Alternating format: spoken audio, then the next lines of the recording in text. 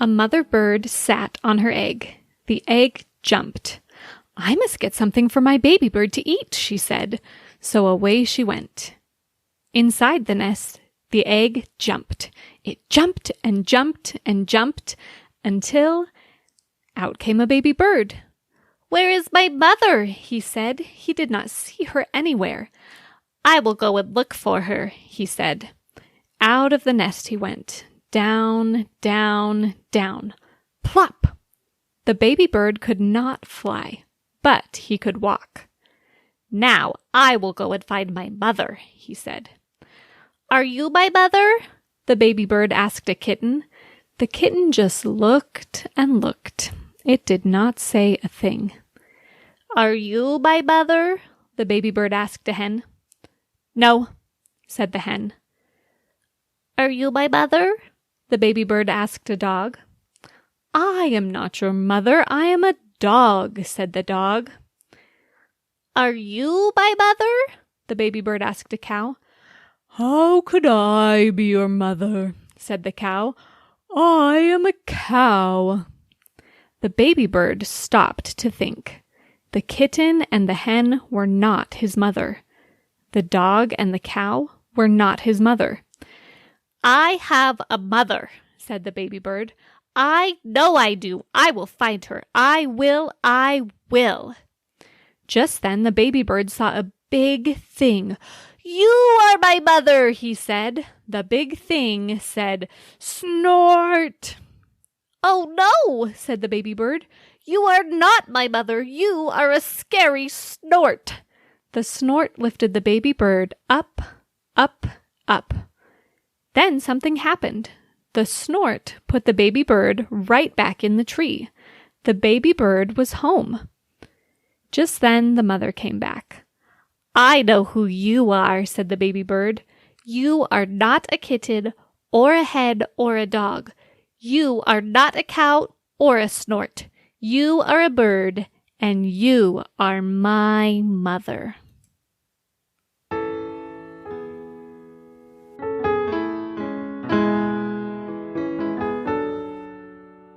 So that was the board book abridgment of Are You My Mother by P.D. Eastman.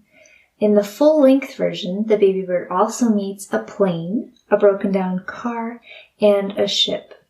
Sarah beautifully read this children's book for us, and in preparation for this episode, I did a little bit of research about P.D. Eastman, the author, and I learned some interesting things. For example, that he joined several eminent organizations throughout his career, including the American Civil Liberties Union. He also served in the Army on a film team working with Theodore Geisel, who later was to be known as Dr. Seuss. And P.D. Eastman had kind of a rocky career. He was let go from one of his jobs and had a really hard time finding work after that. But then he was called up by Theodore Geisel, Dr. Seuss. Theodore Geisel approached him about writing for a new series of books at Random House called Beginner Books. And this is when he wrote his first children's book, Sam and the Firefly, in 1958. And 2 years later came Are You My Mother, which sold over 1 million copies upon publication. And I just loved learning about him and his trials and how he went through really hard times in his career before he had this great success with Are You My Mother. I just thought that was fascinating. Sarah, what is your favorite part of the book, Are You My Mother? So I was looking through this book in preparation for recording from the episode, and first of all, I just want to say that when Jess suggested this in our little brainstorming document, like maybe we should do a reading from Are You My Mother, I was like, yes, because recently it's come to strike me so much as like analogous to my journey searching for my Heavenly Mother. And so my favorite part of this book is when he's asked a couple of animals, "Are you my mother? Are you my mother?" And he's getting no, and then he says, "I have a mother." I know I do. I will find her. I will. And then this part's in all caps. I will. A second repetition of I have a mother and I will find her.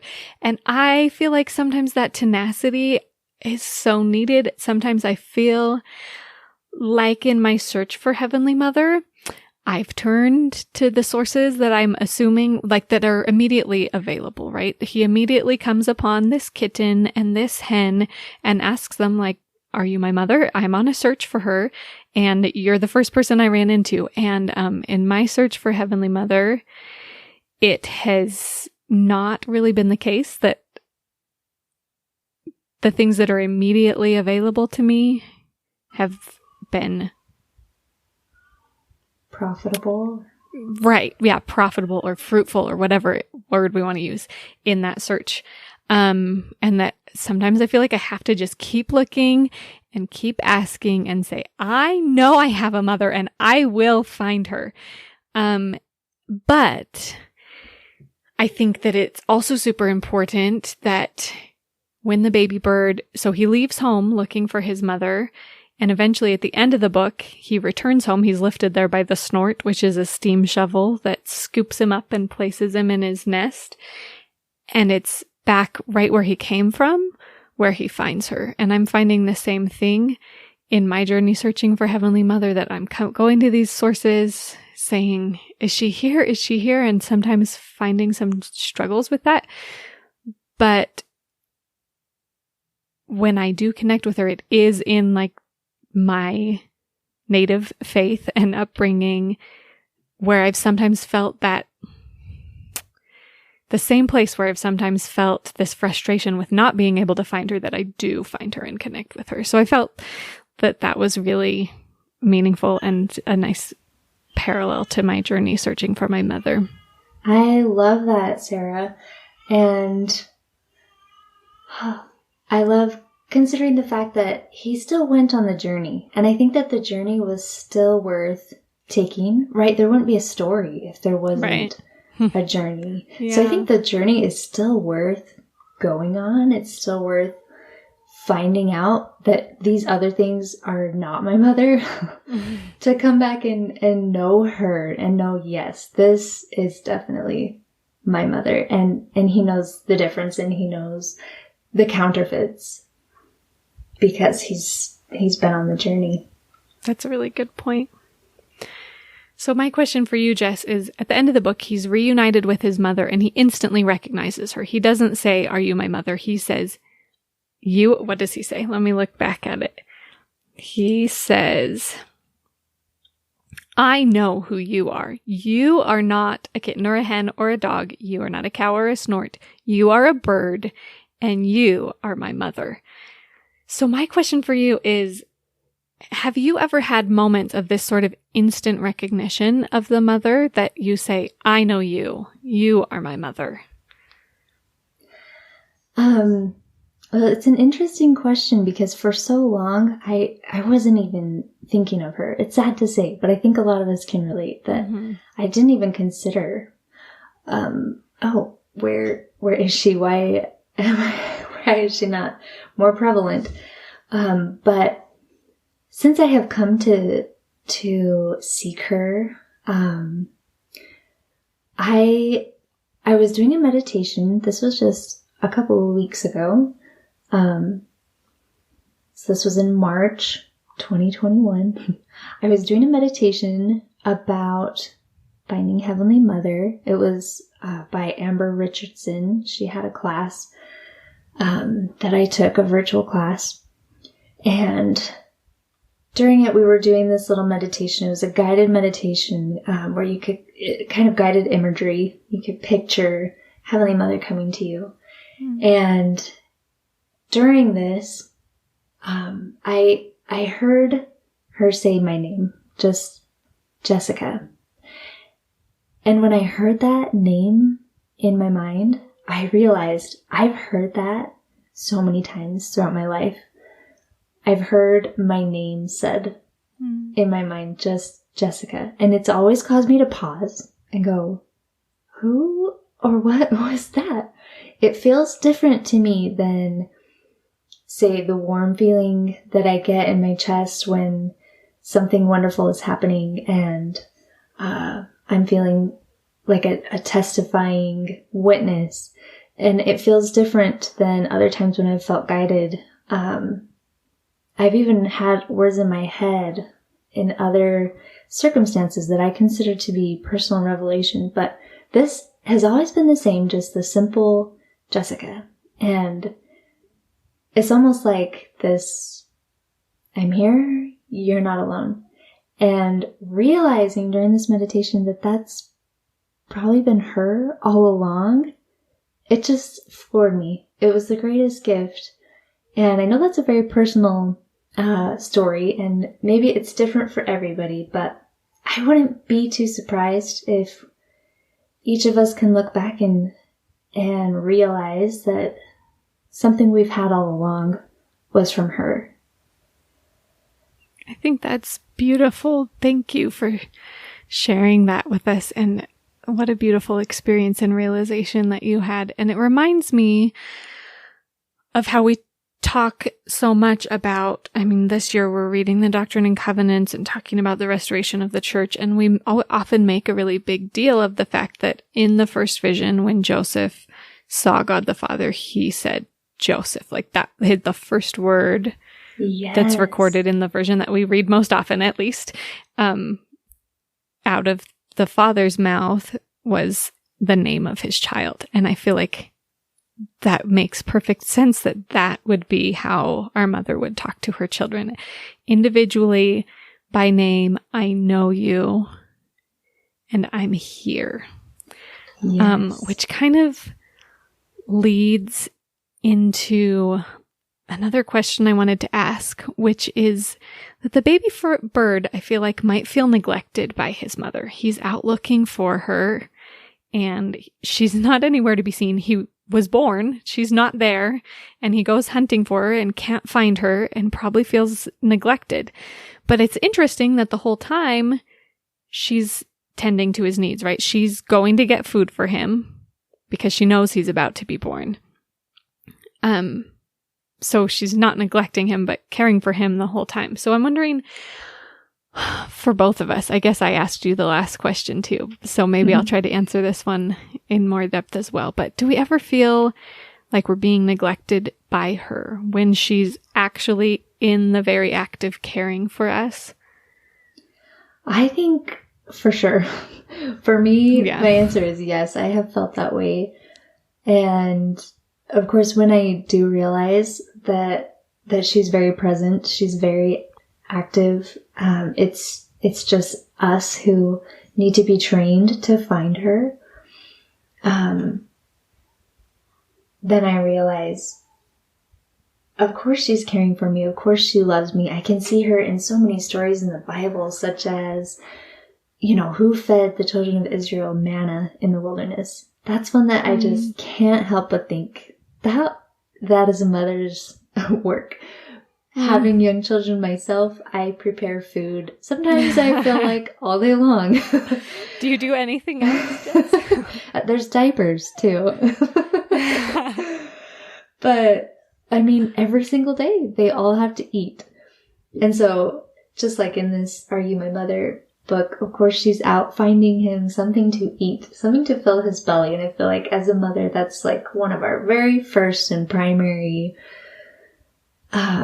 responsibilities, but also privileges. And so as soon as I realized I do have a mother and she is active in my life, then I could start to see her more in the scriptures, more in history, and also realize if she fed the Israelites manna in the wilderness, then of course she's feeding me. And I've been able to start to look for ways that she might be influencing me and blessing me. And it's been kind of fun to look at that through the lens of being a mother myself and seeing I do so much for my young children. She is probably way more involved than I've ever known. So I'd love to turn the question back to yourself and ask the same question. How Do you feel like you've been neglected, not neglected? What has the process been like for you? I feel like I'm going to echo a lot of the things that you said.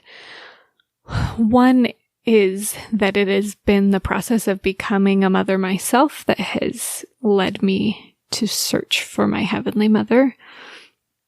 And like you alluded to before, really unfortunately, for the first 24 years of my life, it wasn't something that I really thought about that much. The fact that I had a Heavenly Mother, I knew that is like, oh yeah, that's that thing we occasionally reference, right? Yeah. It sounds nice, right? But when I was in the throes of, my kids are a little older than yours, but still have a lot of needs. But when I was in the throes of just feeling like I was meeting their needs so almost constantly, that was when I needed my mother, because I realized as a child of heavenly parents, I had so many needs, and that my soul needed feeding from her as constantly as my children needed feeding from me. But I definitely have felt the frustration of feeling neglected, like this little bird, like, are you even there? I don't think I've mentioned in this podcast before, but on my Instagram account, I have mentioned this several times, that I go for morning walks, and that's when I record my posts on that account. My mother is the queen, with dots between every word. And there's this spot on the trail that I walk where I have a good view of Mount Timpanogos. So I live in Provo, and every time I get to that spot, it's like a mix of wonder and awe and reverence and like frustration. And there have been times that I've looked at the silhouette of that mountain that looks like a sleeping woman, and I have literally, like, nobody's around, and I have been like, wake up. We need you.